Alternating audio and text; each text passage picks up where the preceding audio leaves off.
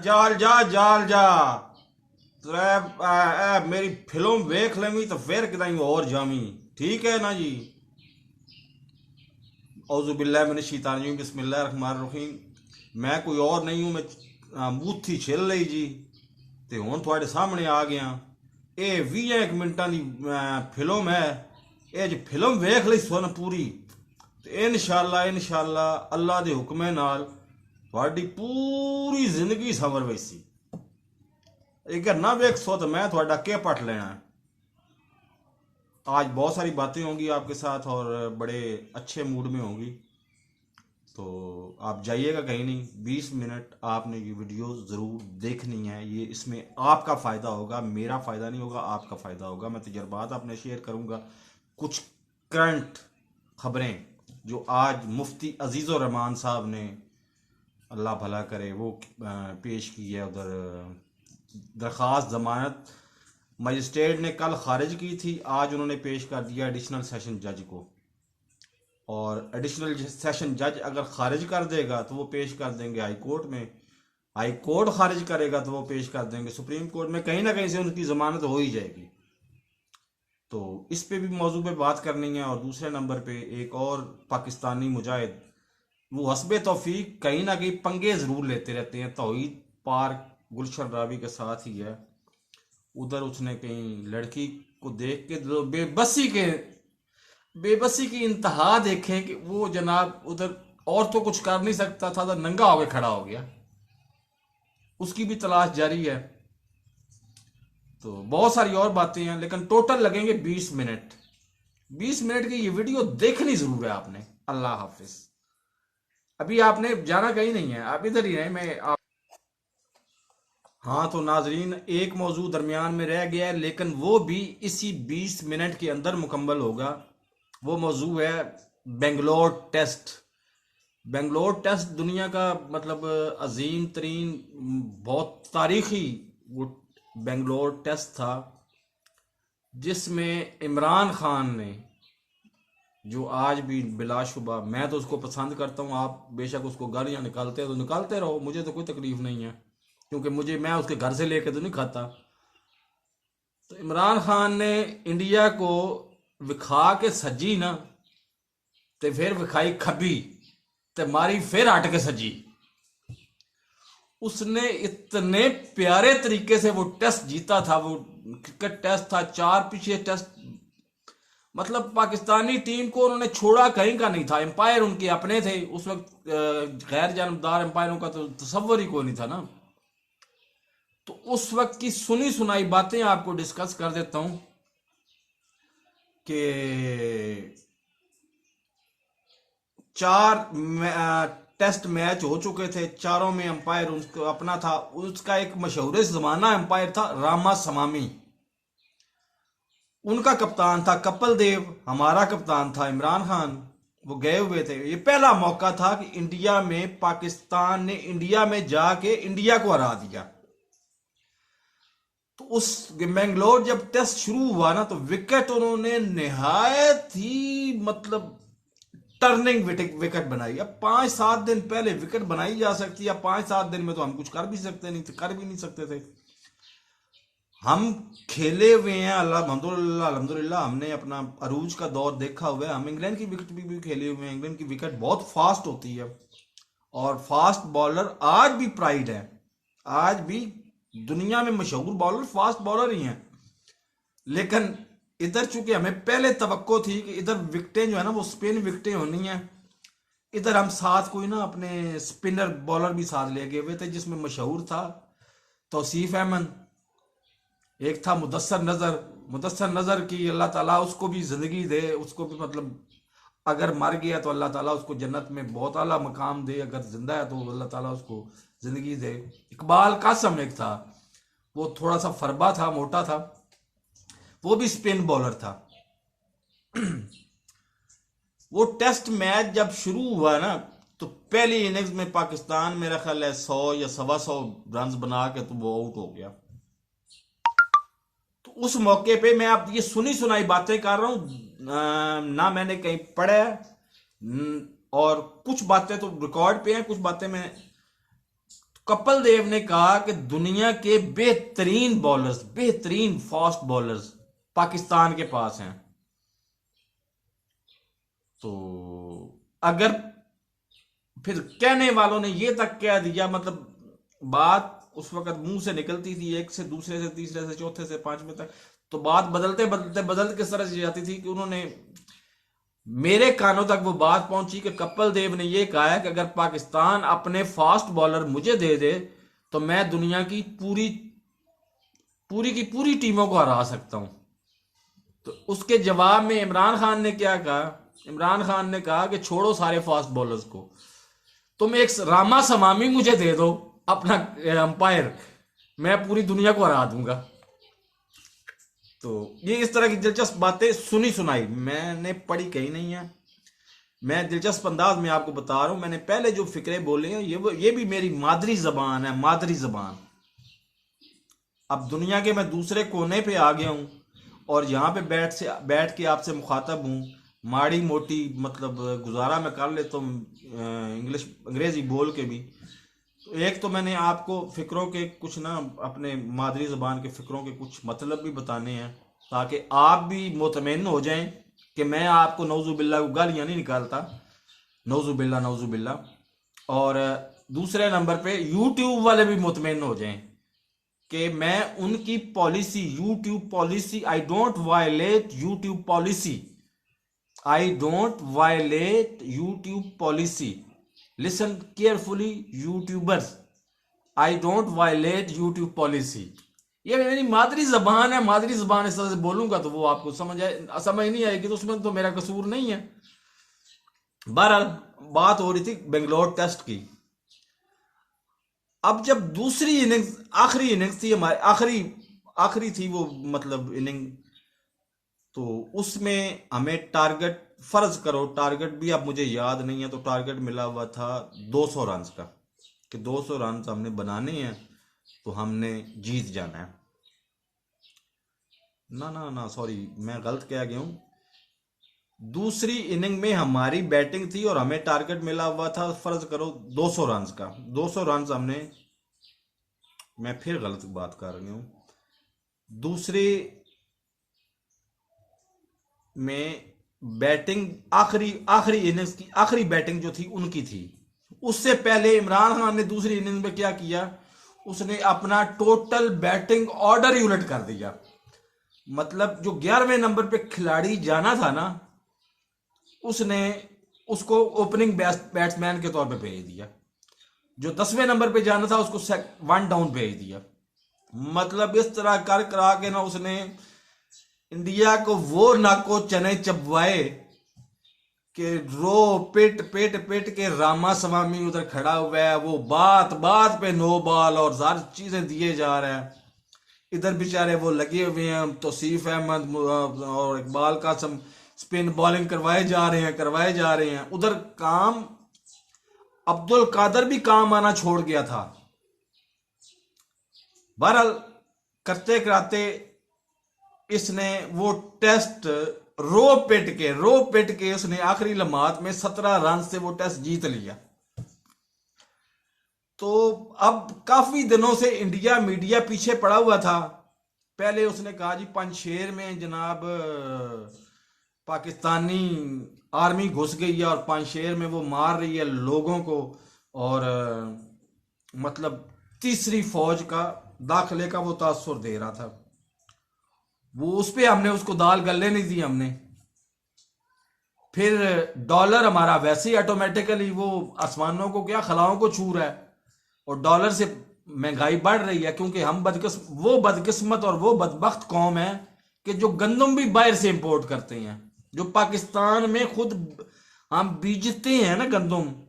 मुझे गुस्सा इन्हीं बातों पे चढ़ता है कि 3 साल पहले जब मैं यहां पे आया था अफ्रीका में, तो मैं यहां की महंगाई देख के बुखला गया था। मैं सिर्फ 2 चीजों का जिक्र कर देता हूं, 2 चीजों से आपको पूरी यहां की मार्केट की समझ आ जाएगी। 3 साल पहले यहां पे ढूंढते ढूंढाते हमें रोटी नहीं मिलती, रोटी का तस्वुर ही कोई नहीं है इधर। रोटी पका के यहां पे 5 से मतलब पाकिस्तानी रुपयों में गिनो ना तो मैं 1.5 से 2 करोड़ रुपया पर मंथ सिर्फ रोटी पका के कमा रहा हूं। तो अब आप अंदाजा लगा लें कि रोटी कितनी नायाब है इधर। इंडियंस बहुत है लेकिन रोटी इधर नहीं मिलती। इधर वही बर्गर टाइप की वो कुछ सी ब्रेड होती है, ब्रेड के अंदर अंडा तोस दो, कोई इनके बेजायका से वो तोड़ दो उसमें खानों में, वो आप खा लो और ऊपर से कॉफ़ी पी लो। कॉफ़ी इधर ज़बरदस्त मिल जाती है और बहुत अच्छा, बहुत टेक्निक सीखी कॉफ़ी बनाने की यहाँ पे आके है मैंने। अच्छा बहरहाल वो आटा पता किया जनाब, मैं तो उस वक्त सर पकड़ के बैठ गया कि 4 किलो का, 3 साल पहले की बता रहा हूँ, 4-5 किलो का आटे का थैला, वो थैला अभी भी मेरे पास है पड़ा हुआ है, मैं कभी आपको उसका ब्रांड भी दिखा भी दूंगा और बता भी दूंगा। वो इंडिया से वो थैला आता है आटे 5 किलो का और इधर 4,000 रुपये का वो मिलता है। जुल्म खुदा का। इसका मतलब है कि हम 800 रुपये किलो आटा खरीदते हैं। लेकिन क्या ये हैरान कुन बात नहीं है? 800 रुपये, 4,000 का 5 किलो आटा। और पाकिस्तान और यहाँ की करेंसी में फ़र्क भी आप ज़हन में रखें कि पाकिस्तान का 1 रुपया यहाँ के 3.5 रुपये बनते हैं। इस लिहाज से महंगाई तो महसूस हुई। महंगाई पे ही तो मैंने चीखना शुरू कर दिया कि यहाँ तो मतलब तोनपुर 52 बनाई हुई है पाकिस्तान, इन्होंने अफ्रीका वालों ने। महंगाई इतनी ज़्यादा है, महंगाई महंगाई महंगाई महंगाई, मैं पिट पिट के बैठ गया। लेकिन हैरान कुन बात यह है कि 3 साल पहले जो 4,000 रुपये का थैला आटे का मिलता था, आज भी दो 2 दिन पहले मैंने खरीदा यहां से जाके, जिस दिन मैंने वीडियो अपलोड की थी वो समंदर की और सारा कुछ, उस दिन मैंने खरीदा आटा, वो आज भी 4,000 का ही है। आटा जेन में रखें, आटा इंपोर्ट होता है इंडिया से, इधर आता है। और पाकिस्तान से इंपोर्ट क्यों नहीं होता? वो हमारे अपने करतूत हैं, वो मैं आपको इसी वीडियो में बता दूंगा या बाद में किसी वीडियो में बता दूंगा। वो हमारे अपने करतूत हैं। तो डॉलर हमारे पास 10 दिन में 5 दफा आटा महंगा हो चुका है और 5 दफा हमारे पास और चीजें महंगी हो चुकी हैं। और एक दफा पेट्रोल ने तो 10 ही निकाल दिया ना। पेट्रोल के बाद अभी महंगाई की भी मुझे समझ नहीं आ रही, मैं अभी बताऊंगा आपको। मैं पेट्रोल महंगा होने के बाद भी चीजें महंगी हुई हैं। 10 दिन में 5 दफा महंगी, और इधर 3 साल में 1 दफा भी महंगी नहीं हुई। तो बहरहाल वो इंडिया उस मीडिया वार में उसमें तो हार गया बेचारा, और कई चीजों में वो पिट पिट पिट के बैठ गया। वो पाकिस्तान की, आगे पाकिस्तान भी तो जवाब देने वाला है ना। तो पाकिस्तान उसकी मीडिया वार, जिसको हम अपनी जबान में, अब मैं क्या कहूं, मैं इन लोगों की जबानें भी अल्फाज जान गया हूं, मतलब तो आज तक नहीं समझ सका। 5th जनरेशन वॉर, ਇਹਦਾ मतलब तो गोई बनता जे कि 5वीं नस्ल दी जंग। लेकिन इसका मतलब सादा लफ्जों में यह बनता है कि जी मीडिया वॉर। वो मीडिया वार इन चीजों में तो हार गया, और पाकिस्तान और बहुत सारी चीजों में हारा हुआ है, अभी भी हारा हुआ है। इधर 90% इंडियन रहते हैं, 90% जायदादों के मालिक वो हैं। वो इधर बैठ के करोड़ों रुपया कमा रहे हैं मंथली, और हमारा एक बंदा मैं दावे से कहता हूं, कोई आके चेक कर ले, पूरे टोगो में एक बंदा पाकिस्तानी है, और पाकिस्तान की एम्बेसी इधर कोई नहीं है। वो है खाकसार, आपके सामने बैठा हुआ है। मैं भी आर्जी तौर पे आया हूं, मैं भी चला जाऊंगा। इधर पाकिस्तान की कोई डायरेक्ट फ्लाइट नहीं आती। फ्लाइट तो खैर इंडिया की भी कोई नहीं आती। बहरहाल वो मीडिया जंग हारता जा रहा था, हारता जा रहा था। उसने अचानक ना ट्रैक बदल के, मतलब एक वो लेफ्ट ट्रैक पे था, वो छोड़ के 5 ट्रैक, छठे ट्रैक पे आया, और उसने दाइश का कोई रौला शोला बना के अचानक 1 घंटा पहले उसने न्यूजीलैंड को कहा कि जी हम तो क्रिकेट नहीं खेलते थे, तो दहशत गर्दी का खतरा है, और वो उन्होंने कहा जी हम वापस जा रहे हैं। उसने बदला इस तरह से ले लिया। तो अब क्या इमरान खान साहब के लिए जरूरी नहीं है कि सियासत में भी उसी तरह का बेंगलोर टेस्ट खेले अंदर कोई ना कोई, तो तभी वो मतलब वापस आ सकते हैं मतलब सियासत में, वरना तो हम चले गए ना। अभी मुझे मेरे पास खबर नहीं आई, लेकिन मुझे पता है कि इंग्लैंड ने भी माजरत कर लेनी है कि हम भी नहीं आ रहे, हमें भी सिक्योरिटी थ्रेट्स हैं। और इंग्लैंड अगर आ भी जाता है तो उसने खेलने 2 T20 हैं, कहाँ 2 T20 और कहाँ पूरा दौरा। वो मतलब जो होना था वो हो गया हमारे साथ। अब जरूरत इस बात की है कि यहां पे इमरान खान जवानी का वो दौर दिखाए। उस वक्त हम भी यंग थे और हमारे अंदर भी खून जोश मारता था कि बेंगलोर टेस्ट जैसी कुछ सियासत करके दिखाए इधर, तो फिर मजा आएगा। दूसरे नंबर पे आप आ जाते हैं मुफ्ती अजीजुर रहमान साहब। मुफ्ती अजीजुर रहमान साहब, एक मौजू पे ही बात लंबी होगी, पर मुफ्ती अजीजुर रहमान साहब की कल जमानत कैंसिल हुई थी मजिस्ट्रेट से, आज उन्होंने एडिशनल एंड सेशन जज को पेश कर दी है। अब जहां तक अदालतों का फर्ज बनता है, उनकी तो एक ही मेरी दरखास्त है कि अगर वो अभी या अब से साल बाद कभी मुफ्ती अजीजुर रहमान की जमानत ले लेते हैं, तो फिर तौहीन अदालत के डर से तो मैं कुछ नहीं कहता, लेकिन dash dash dash dash dash dash dash सब कुछ है। वो 2 साल जो एक्सल पे तेल लगवाता रहा है, वो उसका कौन जिम्मेदार है।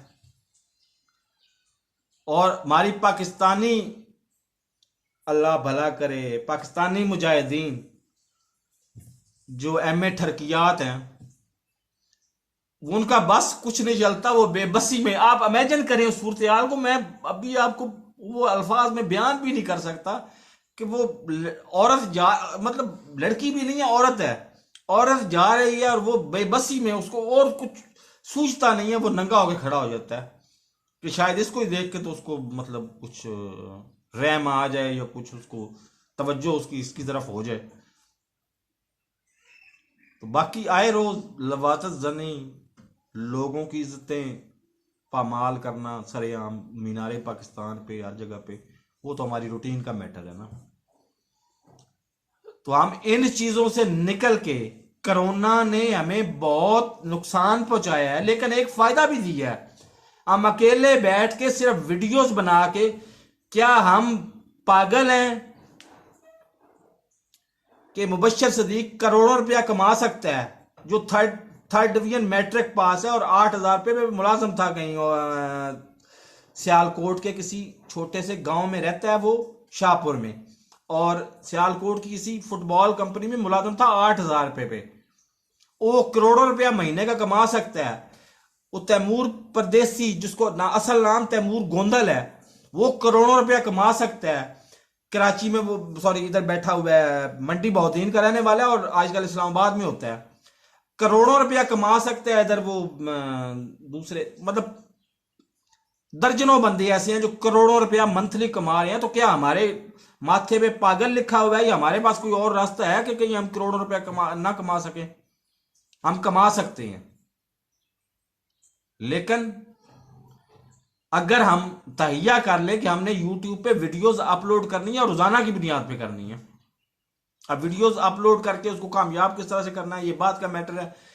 मैं आपको मुख्तसरन इतना बता देता हूं कि YouTube और फेसबुक, दुनिया में ज्यादा पैसे देने में फेसबुक नंबर 1 है, लेकिन फेसबुक की इन्वेस्टिगेशन हमारी ISI से ज्यादा है। वो बात बात पे आपका अकाउंट जो है ना वो ब्लॉक कर देता है और हम फिर पिटते फिर रहे होते हैं कि जी। तो अब हमारे पास हल सिर्फ YouTube ही है। YouTube से हम करोड़ोंपति बन सकते हैं, कखपति से करोड़ोंपति हम बन सकते हैं, लेकिन कैसे, ये मौजू फिर आगे हो जाएगा, क्योंकि अभी वीडियो के 19 मिनट और 47 सेकंड हो गए हैं। तो मेरा चैनल अगर आपने सब्सक्राइब नहीं किया, थल्ले लगो यार ਲਾਲ ਬਟਨ ਹੈ, ਲਾਲ ਇਹ ਰੱਤਾ ਬਟਨ ਨਹੀਂ ਹੁੰਦਾ, ਇਹਨੂੰ ਪੁਸ਼ ਕਰੋ ਨਾ ਤੇ ਇਹ ਸਬਸਕ੍ਰਾਈਬ ਹੋਵੇ ਸੀ, ਤੇ ਨਾਲ ਲੱਗੇ ਹੋਏ ਬੈਲ ਆਈਕਨ ਨੂੰ ਦਬਾ ਕੇ ਆਲ ਨੋਟੀਫਿਕੇਸ਼ਨ ਨੂੰ ਆਨ ਕਰ ਦਿਓ। ਉਹਦਾ ਵੀ ਮੈਨੂੰ ਪੰਜਾਬੀ ਆਉਂਦੀ ਲੇਕਿਨ ਉਹ ਲੰਬੀ ਗੱਲ है। बेल को दबा के ऑल नोटिफिकेशन को ऑन कर दे ताकि मेरी हर नई आने वाली वीडियो का नोटिफिकेशन आपको बर वक्त मिलता रहे। अल्लाह हाफिज़।